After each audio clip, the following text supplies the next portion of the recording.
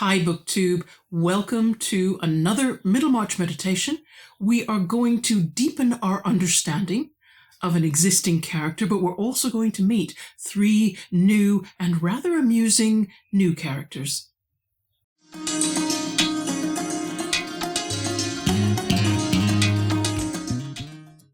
Before we get started, I'm just going to apologize only a little for the lighting. I've got a lot of light on in this room, but outside it is dark and raining. We need the rain. So if everybody can just live with the sort of, the more shadowy corners that I seem to have in the room, not to mention around my eyes. We'll start, because it's the beginning of chapter 17, with the epigraph, the inevitable epigraph. And this one is a very short bit of verse, I guess, yes, because the first and third lines do rhyme. I believe it was written by George Eliot, because the notes in this Penguin edition don't attribute it to any other author. The clerkly person smiled and said, "Promise was a pretty maid, but being poor, she died unwed." Of course, we know the time period in which Middlemarch was set, and we know what was expected of young women. The epigraph is making a statement, though, about ability. The second line, where it says, "Promise was a pretty maid," promise is not being used in the sense of making a promise which you will later fulfill. Promise in this case is kind of a word for ability or talent, or potential ability or talent. In other words, there was a young ability or potential talent is being represented as a young woman. In other words, with her life's purpose ahead of her. And of course, a woman's life purpose at the time was to get married. But of course, unfortunately, this young woman was poor, and we know so many stories, 19th century stories, about the difficulties of poor young women trying to get husbands. And so I think what this little line of poetry that this clerkly person is quoting, and we'll talk about that person in a moment, but what they're sort of saying is, you can have a great deal of talent, of potential talent. However, if your circumstances mean you don't have a lot of money, it can be your chances of being able to fulfill that talent, they can be lower. That doesn't mean impossible, but lower. And that doesn't seem necessarily an unreasonable statement. Clerkly means a member of the clergy or clergyman. As a maid is to be married in order to achieve her purpose, in the same way a person of promising ability should be married to the right profession, the right opportunities, the right networking in order to get where they want to be. But of course, getting into the right profession or meeting the right people sometimes is a matter of having some money behind you, or people of importance, to make sure that you see the right people and go to the right places. And so I think what this chapter is going to show us, in particular about the Reverend Fairbrother, is how much potential ability he has versus the career that he's ended up doing. And with that bit of knowledge behind us, let's start reading the chapter. The Reverend Camden Fairbrother, whom Lidgett went to see the next evening, lived in an old parsonage built of stone, venerable enough to match the church which it looked out upon. All the furniture, too, in the house was old, but with another grade of age, that of Mr. Fairbrother's father and grandfather. There were painted white chairs with gilding and wreaths on them, and some lingering red silk damask with slits in it.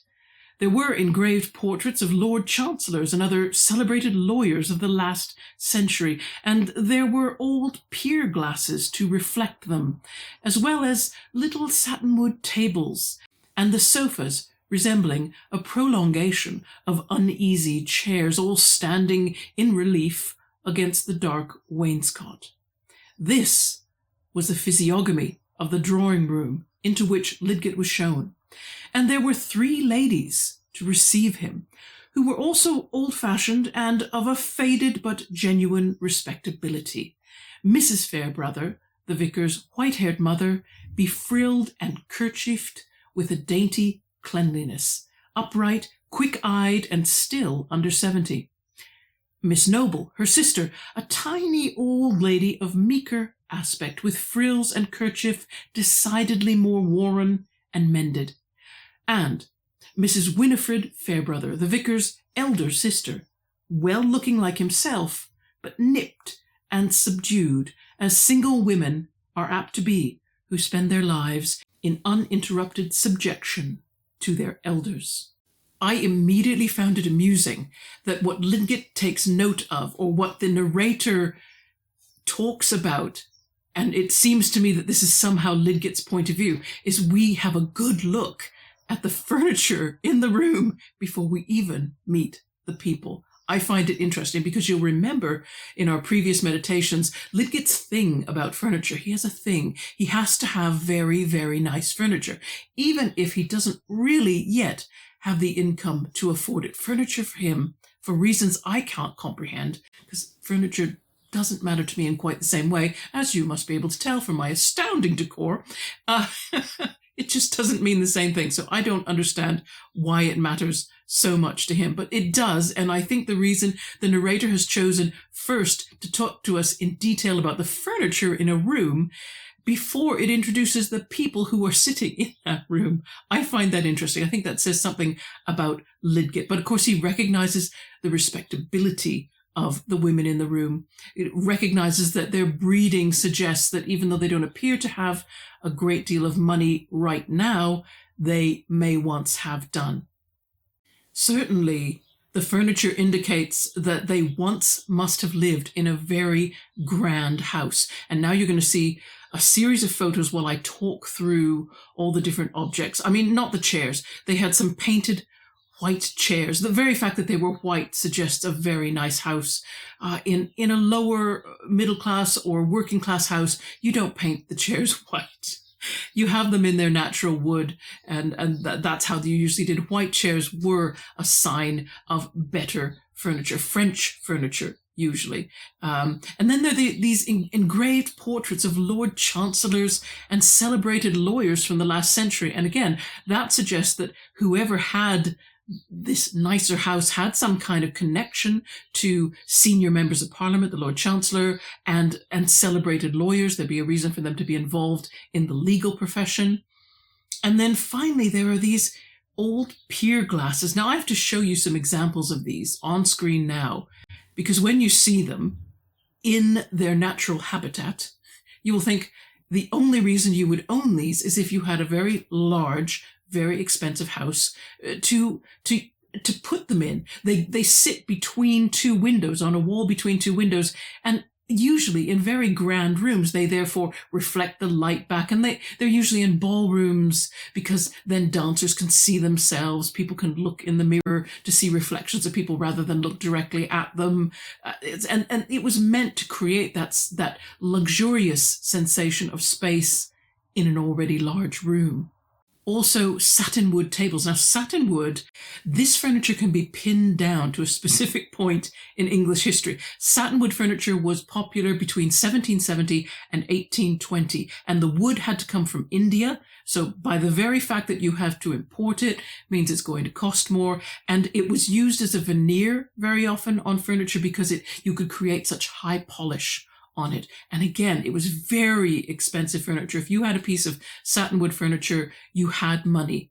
So the room by its furniture alone is saying the people in here, whoever lives in this house, once had or was closely connected with a family of great wealth and great position, but things are not the same now. And then you meet the three women, which I think they're so telling. First of all, we have the oldest one, Mrs. Fairbrother, who is Mr. Fairbrother's white-haired mother. And the fact that she's mentioned first, I think, is the narrator acknowledging, and Lidgett perhaps acknowledging, her seniority. She clearly is the senior woman in the room, so she must be acknowledged first and recognized first. Next, her sister, Miss Noble. So unmarried woman immediately lowers her status, even if she is the older of the two sisters. Even if Miss Noble is older than Mrs. Fairbrother, the fact that she is unmarried lowers her status. You will find that if you read Persuasion by Jane, almost forgot the author of Persuasion, Jane Austen. I am going to talk about persuasion in a video very soon, so look out for that. But I'm not going to digress here. Anne Elliot, who remained unmarried, had a lower status than her younger married sister. This was because a woman fulfilled her purpose at that time by getting married. An unmarried young woman had a naturally lower status. So that's second in rank, Miss Noble, her sister. And also her clothing being slightly more worn also suggests lower status. That is, if there's money to be spent on clothing, the person who would receive it first, and as a matter of first priority, would be Mrs. Fairbrother, the eldest and the most senior. Then finally, you have Winifred Fairbrother, who is Mr. Fairbrother's older sister. So I believe we find out in this book that Mr. Fairbrother is close to 40. So that means that Winifred Fairbrother is over 40 and still unmarried. It's a very unfortunate situation for a young woman at that time to reach that age where she's unlikely to get married. And it says of her, and I find this an interesting phrase, that she is nipped and subdued, as single women are apt to be, who spend their lives in uninterrupted subjection to their elders. She is such low status. Of the three women, she is the lowest. And it means that she's constantly having to constrict her wants to comply with whatever it is that the two older women want. She would be the last person to have a say, the last person upon whom money is spent. She is a burden. All three women are financial burdens. A widow and two unmarried women, they are burdens. They cannot earn money themselves. If they're respectable women, they don't want to, because they know what that does to their reputation as ladies. But unfortunately, it means they are utterly dependent on whatever money can be provided to them from the only wage earner in that household, and that is Mr. Fairbrother himself. And now it becomes significant that the living that Mr. Fairbrother makes from the church at St. Botolph's, because it's only average, it's only £400 per annum, and that must cover, if that was only covering his expenses, he would be all right. He could probably still dress reasonably well and be fairly comfortable. However, that £400 per year has now got to support a household of 4 people. And that explains why his clothing is a little on the old side. That was noticed in the previous chapter when he came in the room. Mr. Lidgett noticed that his black vestments were not as new as he might have expected. And now this is why, because he must also feed and clothe 3 other people who have no means of adding any income to the household. We continue reading.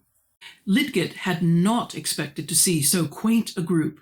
Knowing simply that Mr. Fairbrother was a bachelor, he had thought of being ushered into a snuggery, where the chief furniture, note furniture again, the chief furniture would probably be books and collections of natural objects. The vicar himself seemed to wear a rather changed aspect, as most men do when acquaintances made elsewhere see them for the first time in their own homes, some indeed showing like an actor of genial parts, disadvantageously cast for the curmudgeon in a new piece. This was not the case with Mr. Fairbrother. He seemed a trifle milder and more silent, the chief talker being his mother, while he only put in a good-humoured, moderating remark here and there. The old lady was evidently accustomed to tell her company what they ought to think, and to regard no subject as quite safe without her steering. She was afforded leisure for this function by having all her little wants attended to by Miss Winifred.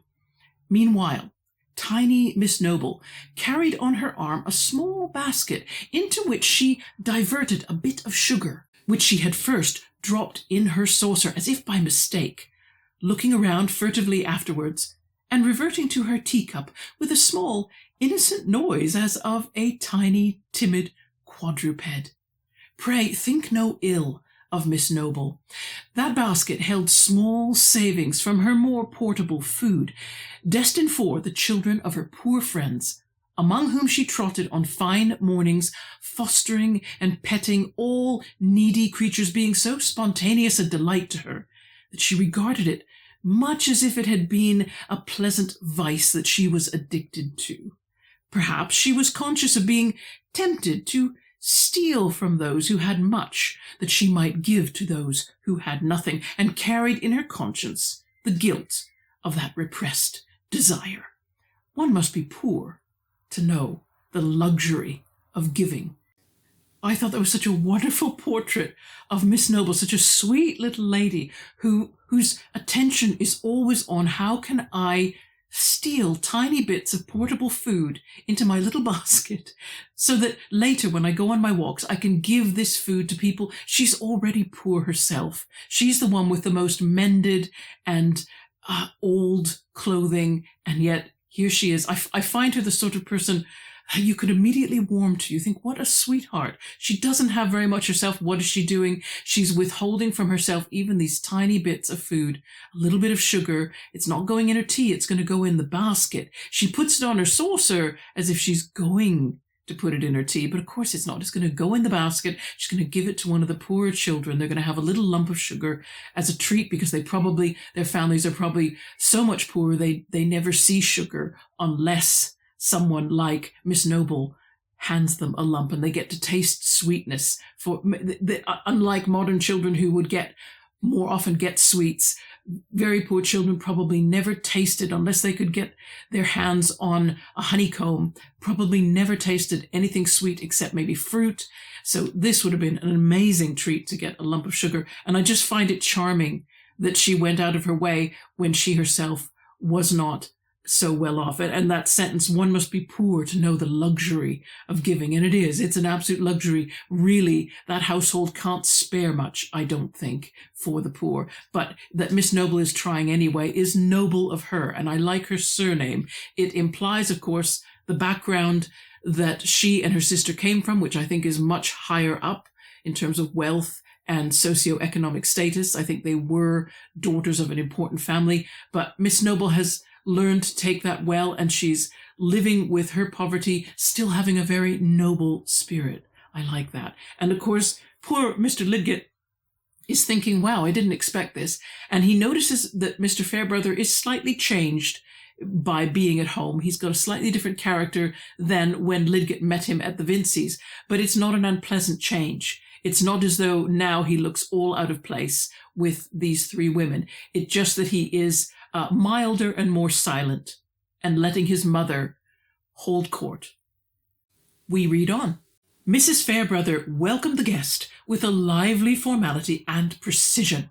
She presently informed him that they were not often in want of medical aid in that house. She had brought up her children to wear flannel and not to overeat themselves, which last habit she considered the chief reason why people needed doctors. Lidgett pleaded for those whose fathers and mothers had overeaten themselves, but Mrs. Fairbrother held that view of things dangerous. Nature was more just than that. It would be easy for any felon to say that his ancestors ought to have been hanged instead of him. If those who had bad fathers and mothers were bad themselves, they were hanged for that. There was no need to go back on what you couldn't see. My mother is like old George III, said the vicar. She objects to metaphysics. We'll pause for a bit just to unpack that statement. What on earth does Mr. Fairbrother mean when he compares his mother to George III? Well, King George III, that infamous king of England whose running of government provoked the American colonists into rebelling and becoming an independent country. That's that king. When he was much older, in 1801, he made it clear to Parliament that any member who voted for Catholic emancipation would forfeit their friendship with the king. And one Scottish politician, brave man called Henry Dundas, was not put off, and he suggested to the king in Parliament that there really should be a distinction between the king's personal likes and dislikes and how he acted as part of his constitutional duty as a monarch. And King George is reported to have snapped back at him across the room, "None of your Scotch metaphysics." And this anecdote was regarded as a demonstration of the king's inability to handle a discussion about abstract concepts. And I think that is what Mr. Fairbrother is subtly trying to tell Lidgett about his mother. He's saying, you must understand that my mother is not going to want to go into the finer points of an abstract argument. And as we read on, we'll find, no, she's not. Mrs. Fairbrother defends herself. I object to what is wrong, Camden. I say keep hold of a few plain truths and make everything square with them. When I was young, Mr. Lidgett, there never was any question about right and wrong. We knew our catechism, and that was enough. We learned our creed and our duty. Every respectable church person had the same opinions. But now, if you speak out of the prayer book itself, you are liable to be contradicted. That makes rather a pleasant time of it for those who like to maintain their own point, said Lidgett. But my mother always gives way, said the vicar, slyly. No, Camden, you must not lead Mr. Lidgett into a mistake about me. I shall never show that disrespect to my parents to give up what they taught me. Anyone may see what comes of turning. If you change once, why not 20 times? A man might see good arguments for changing once, and not see them for changing again, said Lidgett, amused with the decisive old lady. Excuse me there. If you go upon arguments, they are never wanting, when a man has no constancy of mind. My father never changed, and he preached plain moral sermons without argument, and was a good man, few better. When you get me a good man made out of arguments, I will get you a good dinner with reading you a cookery book. That's my opinion, and I think anybody's stomach will bear me out. About the dinner, certainly, mother, said Mr. Fairbrother. It's the same thing, the dinner or the man. I am nearly 70, Mr. Lidgett, and I go upon experience. I am not likely to follow new lights, though there are plenty of them here as elsewhere. I say, they came in with the mixed stuffs that will neither wash nor wear. It was not so in my youth. A churchman was a churchman, and a clergyman, you might be pretty sure, was a gentleman, if nothing else. But now he may be no better than a dissenter, and want to push aside my son on pretence of doctrine.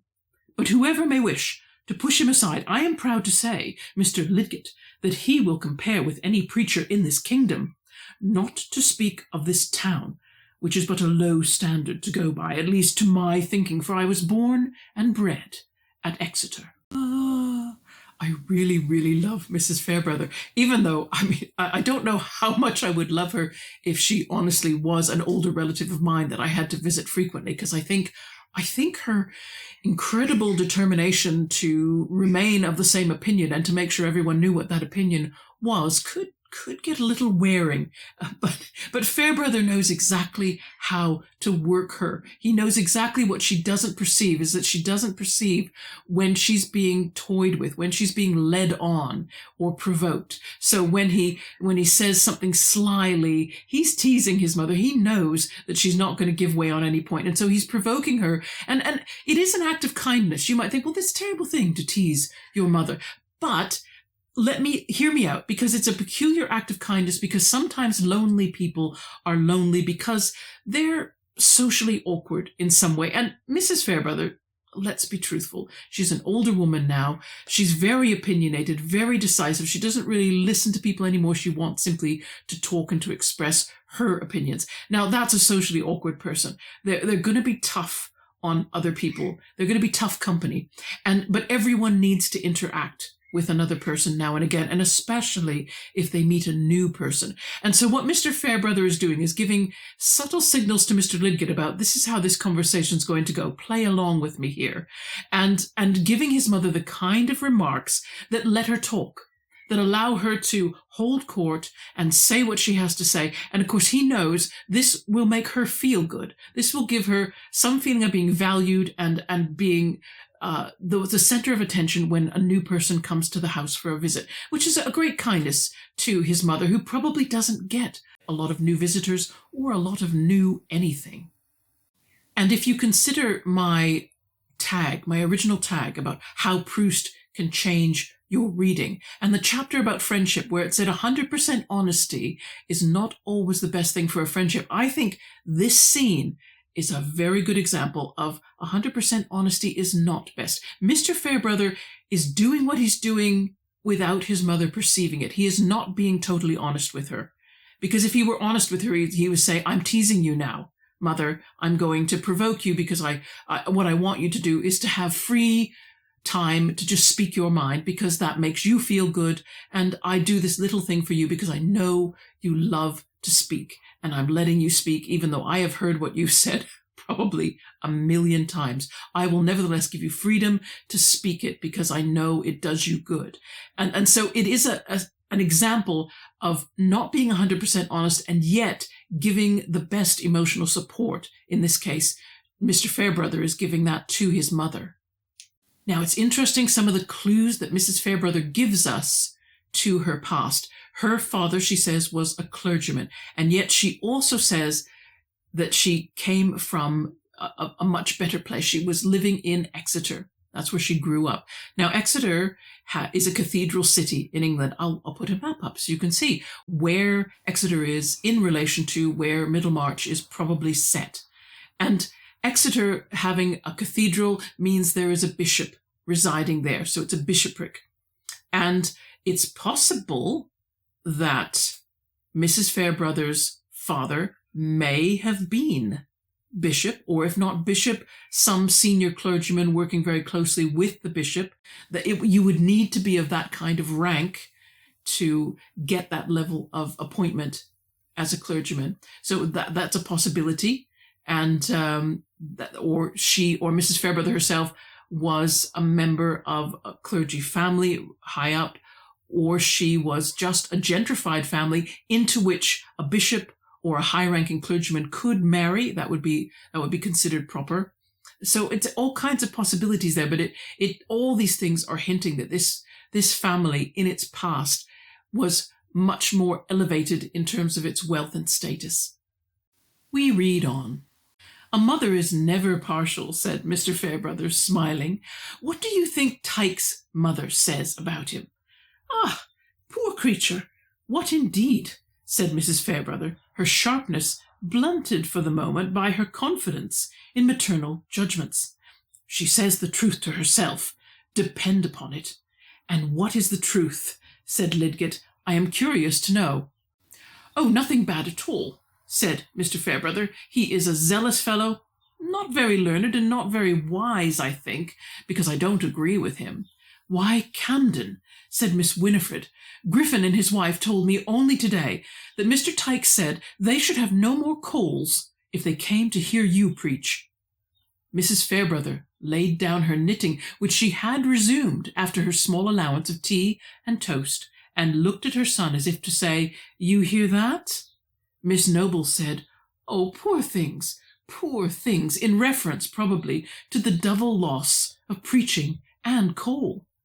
But the vicar answered quietly, That is because they are not my parishioners, and I don't think my sermons are worth a load of coals to them. Mr. Lidgett, said Mrs. Fairbrother, who could not let this pass, you don't know my son. He always undervalues himself. I tell him he is undervaluing the God who made him, and made him a most excellent preacher. That must be a hint for me to take Mr. Lidgett away to my study, mother, said the vicar, laughing. I promise to show you my collection, he added, turning to Lidgett. Shall we go? All three ladies remonstrated. Mr. Lidgett ought not to be hurried away without being allowed to accept another cup of tea. Miss Winifred had abundance of good tea in the pot. Why was Camden in such haste to take a visitor to his den? There was nothing but pickled vermin, and drawers full of blue bottles and moths, with no carpet on the floor. Mr. Lidgett must excuse it. A game of cribbage would be far better. In short, it was plain that a vicar might be adored by his womankind as the king of men and preachers, and yet be held by them to stand in much need of their direction. Lidgett, with the usual shallowness of a young bachelor, wondered that Mr. Fairbrother had not taught them better. I just love this little passage. I love Lidgett's shallowness, that he honestly thinks that a man outnumbered 3-1 by a group of women could somehow manage their personalities, particularly Mrs. Fairbrother, who has been used to running the house for a long time. You're not going to usurp her of that power unless you're a very cruel person, and Mr. Fairbrother does not seem to be that. We do need to look at, though, this story that Winifred brings up about Griffin and his wife, that Mr. Tyke, who we know now is the evangelical preacher that Mr. Bulstrode very much likes, and obviously is vicar at a different church in Middlemarch. And Griffin and his wife, I don't know whether they have said to Mr. Tyke that they'd rather hear someone else's sermons, or they've just criticized his sermons. I don't think they've probably outright said they're going to change churches, but they've probably just criticized Mr. Tyke enough for him to say, well, if you went and heard Mr. Fairbrother preach instead of me, then you're going to lose your coals. What does he mean by that? Well, this is an example of parish poor relief. Social responsibility for the poor prior to the 1830s, it lay with the local community, and that local community unit was called the parish. And it was kind of a catchment area for a particular church. It was all the people that attended that church, since it was assumed that all people would attend a church regularly. The parish was responsible for moving people who could not support themselves at all, could not work, moving them to a workhouse. Yeah. But they're also responsible for assisting those. If there were people who still could work, but nevertheless, the money they made from working was not enough to subsist on, then there was a decision taken by the parish to give them assistance, and that could be food or money, or in the case mentioned by Mr. Fairbrother's sister, coal, fuel for their fires. The anecdote she relates is suggesting that, yeah, the parishioners didn't like Mr. Tyke as a vicar, said something, and Mr. Tyke just reminded them that they came under his parish, his catchment area, for their poor relief, and if they left that catchment area by attending a different church, then they had to start all over again with the parish council for that parish. It wouldn't be Mr. Fairbrother's decision what they did or didn't get as poor relief. The parish council, with its various members, would debate the worthiness of the cause and what Griffin and his wife would get.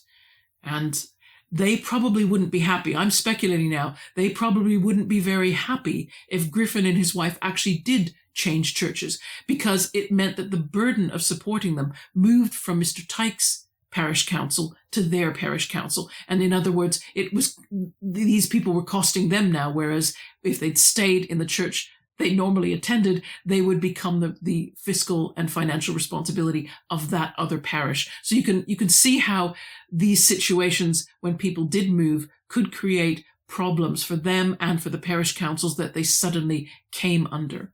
So interesting, just a little bit of social history there revealed in that tiny anecdote.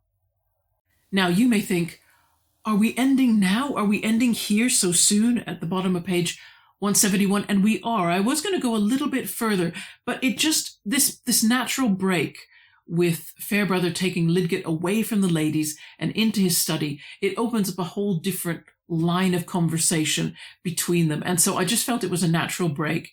And also, I suppose I was rushing a little bit to get this meditation done. That's why I was late. I didn't quite get the script finished in order to edit it, film it, edit it, and get it out to you on Sunday, which is normal for me. But what I didn't want to do was not have 2 Middlemarch meditations during the month of May, because I'm promising to do 2 a month. So sticking to that as much as I can. So everyone, this is it. You get a short one. It's merciful. Please come back, though, 3rd week in June, and we will carry on with this visit between Lidgett and Fairbrother and find out more. What I'm going to do next, I don't know. I don't know what you're going to see this coming weekend on the channel. I have some tags filmed. I'm planning to film some book reviews. So I'm going to make a decision about, what I can do, because we are out and about again this coming weekend. It's cricket season, and it's cricket season if it stops raining. So maybe you should just pray for rain if you would like to see something. And you'd think, well, the more time I give Heather, the more likely she is to come out with whatever it is that I want to watch. Perhaps so. In the meantime, everyone, whatever the weather is like where you are, I hope you have good reading and that you're achieving the goals that you want to achieve for that reading. Okay, everybody, talk to you soon. Take care in the meantime. Bye-bye.